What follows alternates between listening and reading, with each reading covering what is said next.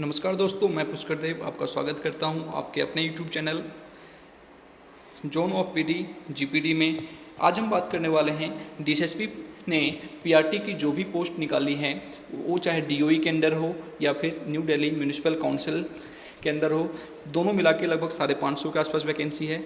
तो इससे संबंधित जितनी भी चीज़ें हैं, है ना, चाहे एग्ज़ाम से रिलेटेड छोटी से छोटी बारीक जानकारियां हैं या फिर उसका जो एग्ज़ाम का पैटर्न है, सिलेबस है, एग्ज़ाम में कितना स्कोर होना चाहिए, एक सेफ स्कोर क्या है, इस बार का कट ऑफ क्या रह सकता है, मार्केट में कितना कंपटीशन है, कितनी सैलरी ज्वाइन करने के बाद कितनी सैलरी मिलती है, ये सारी बातें हम धीरे धीरे जानने वाले हैं। तो आप जुड़े रहिए हमारे चैनल के साथ, जोन ऑफ पीडी के साथ। इसे आप सब्सक्राइब कर लें ताकि प्रतिदिन इस पर डाली जाने वाली वीडियोज से आप अवगत रहें, अपडेट रहें। इस वीडियो में हम बात करने वाले हैं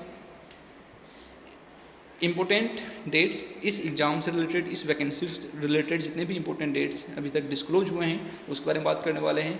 फ़ी कितनी लगनी है, किसकी लगनी है, किसकी नहीं लगनी है, उसके बारे में बात करेंगे।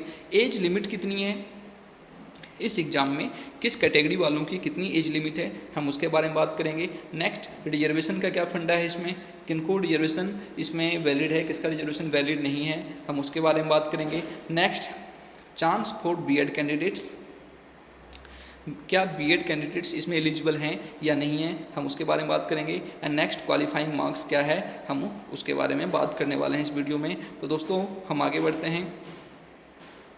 इस एग्ज़ाम से जुड़ी ज़रूरी जानकारियाँ क्या हैं हम वो जानेंगे इसमें। इस एग्ज़ाम के लिए हम कब तक फॉर्म भर सकते हैं, तो ये 25 मई से स्टार्ट होने वाला है और 24 जून तक चलेगा, यानी लगभग 1 महीने का कार्यक्रम है। इस 1 महीने के अंदर आपको फॉर्म फिल करना है, उसके बाद आपको लगभग 2 से 3 महीने मिलेंगे तैयारी के लिए। और यदि दिल्ली की स्थिति ठीक रही, दोबारा कोरोना का तीसरा वेव जैसा कि बताया जा रहा है, यदि ऐसा कुछ नहीं आया तो 2 से 3 महीने में आपका एग्ज़ाम कंडक्ट करवा दिया जाएगा। तो 1 महीने का टाइम है, लेकिन आप कोशिश करें कि जैसे ही यहाँ पे फॉर्म स्टार्ट हो, आप 2 से 3 दिन के अंदर ही क्या करें, फॉर्म फिल कर लें, ताकि आपका माइंड सेट हो जाए कि यस फॉर्म फिल कर दिया है, अब इसका एग्ज़ाम होगा और आप इसका एग्ज़ाम में प्रेजेंट होंगे और आपको इस जॉब के लिए एक मजबूत दावेदारी प्रस्तुत करनी है और आपको क्या करना है, जॉब लेनी है। तो आप 2 से 3 दिन के अंदर फॉर्म फिल करें और तैयारी में लग जाएं। और फॉर्म फिल करने की जो फ़ी है वो कितनी है दोस्तों, वो है मात्र 100 रुपया।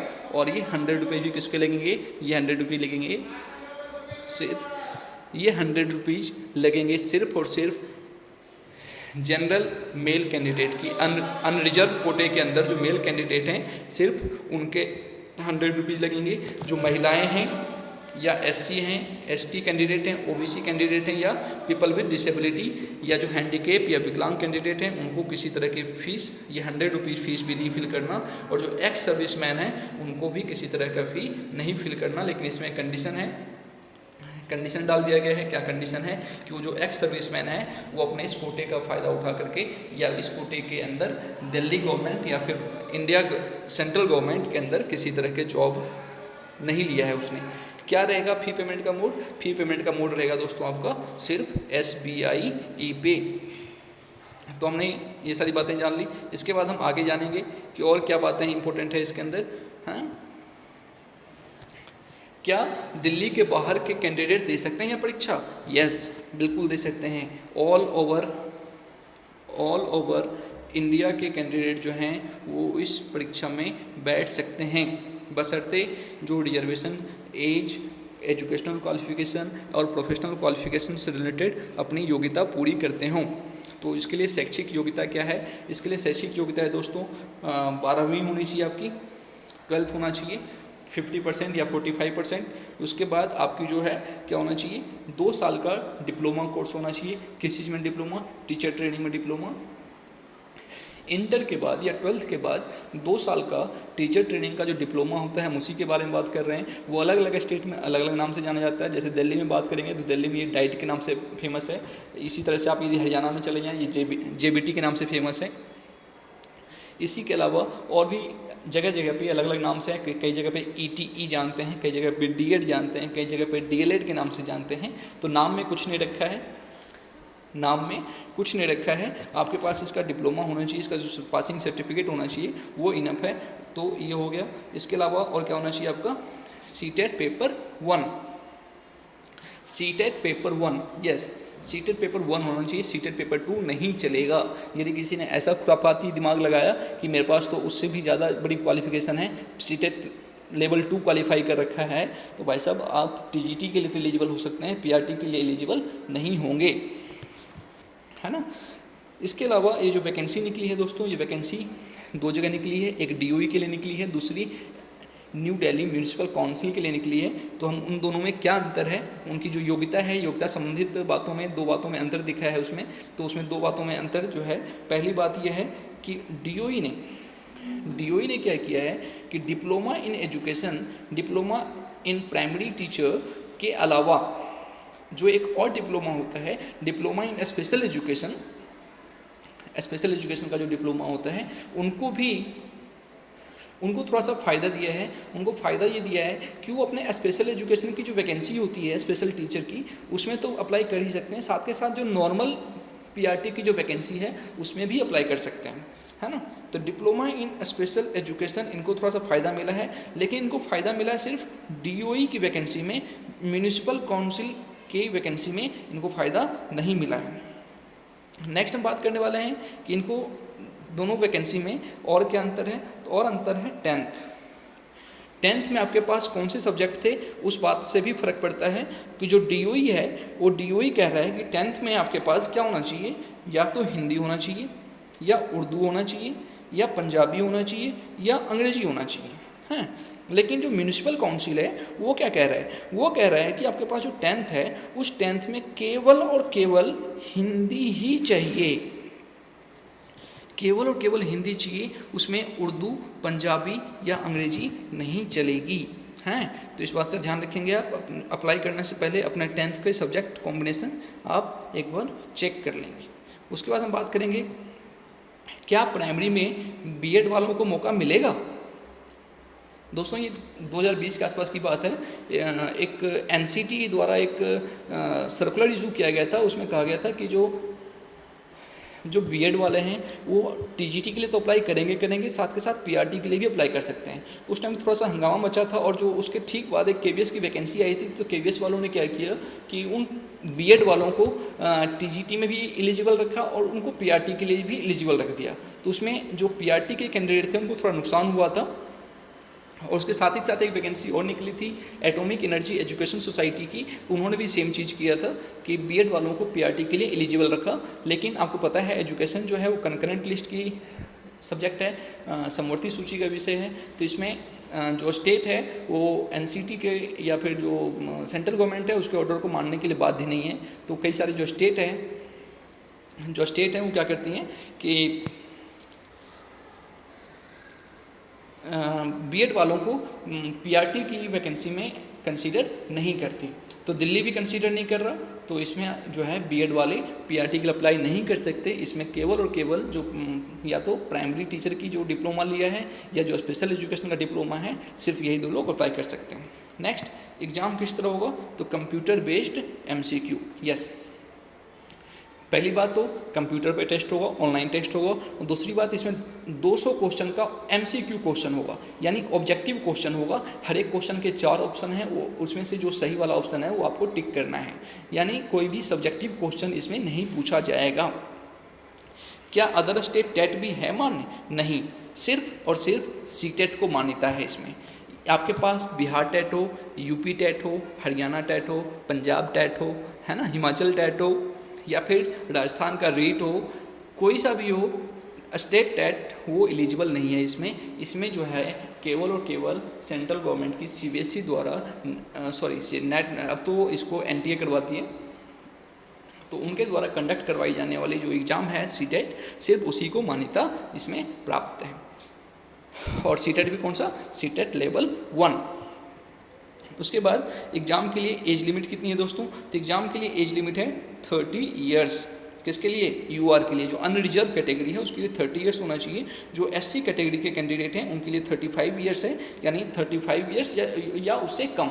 ऐसा नहीं है कि आप 35 ईयर्स के होने के बाद एलिजिबल होते हैं, नहीं, या आपकी एज जो है मैक्सिमम 35 ईयर या उससे कम होनी चाहिए। एसटी के लिए भी 35 ईयर है, ओबीसी के लिए 33 ईयर्स है, ओबीसी के लिए 33 ईयर्स है। अब ध्यान रखना दोस्तों, इसमें जो ओबीसी हैं वो कौन से ओबीसी कंसीडर होंगे वो हम आगे बात करेंगे। और पीपल विद डिसेबिलिटी, जो लोग हैं वैसे लोग जिनको कोई डिसेबिलिटी है, हैंडीकैप हैं, अपंग हैं, विकलांग हैं, उनको 40 ईयर्स का है। उसके बाद रिजर्वेशन की हम बात करने वाले हैं दोस्तों। रिजर्वेशन की बात करने वाले हैं, तो किसको रिजर्वेशन है और किसको नहीं है उसके बारे में बात कर लें। एससी, जो एससी कैंडिडेट हैं उनको ऑल इंडिया, यानी किसी भी स्टेट ने यदि आपको एससी का सर्टिफिकेट दिया है, आपको एससी के अंदर कंसीडर किया है, तो वो जो सर्टिफिकेट है वो दिल्ली में वैलिड होगा। उस सर्टिफिकेट के बेसिस पे आप एससी कोटा के अंदर यहाँ पे फॉर्म अप्लाई कर सकते हैं। नेक्स्ट एसटी, ऑल इंडिया, किसी भी स्टेट ने जम्मू कश्मीर से लेकर के आपका जो है कन्याकुमारी तक, जैसा कि कहा जाता है, यानी तमिलनाडु केरला तक, किसी भी स्टेट ने आपको एसटी का सर्टिफिकेट इशू किया है, तो उस सर्टिफिकेट का यूज करके आप एसटी कोटा के अंदर अप्लाई कर सकते हैं दिल्ली में। नेक्स्ट ओबीसी, लेकिन ओबीसी के साथ ऐसा नहीं है, ओबीसी के साथ टर्म एंड कंडीशन अप्लाई है। ओबीसी का जो है क्या होना चाहिए कि ओबीसी का सर्टिफिकेट केवल और केवल दिल्ली सरकार द्वारा यदि इशू किया गया है तो ही मान्य होगा। यानी यदि आपके पास हरियाणा के द्वारा ओबीसी का सर्टिफिकेट इशू किया गया, राजस्थान के द्वारा किया गया, यूपी, मध्य प्रदेश, बिहार, कहीं से भी है, दिल्ली के अलावा, तो आपका ओबीसी का सर्टिफिकेट वैलिड नहीं है। आप ओबीसी के अंदर अप्लाई नहीं कर सकते, या करेंगे तो फिर आपका इनवैलिड है। और यहाँ पे जो है आपका दिल्ली के अंदर भी ओबीसी का जो सर्टिफिकेट है वही वैलिड है जो फैमिली 1993 से या उससे पहले से दिल्ली में रह रही हैं और उनके पास नॉन क्रीमी लेयर का सर्टिफिकेट है, यानी वो क्रीमी लेयर में नहीं आती हैं, क्रीमी लेयर की जो भी कंडीशन है वो फुलफिल करती हैं, तो उनको नॉन क्रीमी लेयर की सर्टिफिकेट इशू हो जाता है। और उस सर्टिफिकेट के बेसिस पे, यानी आपके पास दिल्ली का ओबीसी का सर्टिफिकेट और उसके साथ नॉन क्रीमी लेयर का सर्टिफिकेट दोनों होना चाहिए, तभी आप इसके लिए एलिजिबल हैं, राइट। नेक्स्ट, परीक्षा से जुड़ी सामान्य जानकारियाँ और क्या हैं।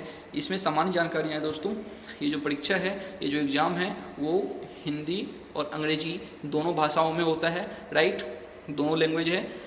आपको सिलेक्ट करना पड़ेगा किस लैंग्वेज पेपर देना चाहते हैं आप। नेक्स्ट, कुल प्रश्नों की संख्या होगी 200, यानी नंबर ऑफ क्वेश्चन होगा 200, और टाइम कितना होगा 2 घंटे यानी 120 मिनट, यानी 200 क्वेश्चन करने हैं 120 मिनट, यानी आपको हर एक क्वेश्चन के लिए जो टाइम मिलेगा वो 36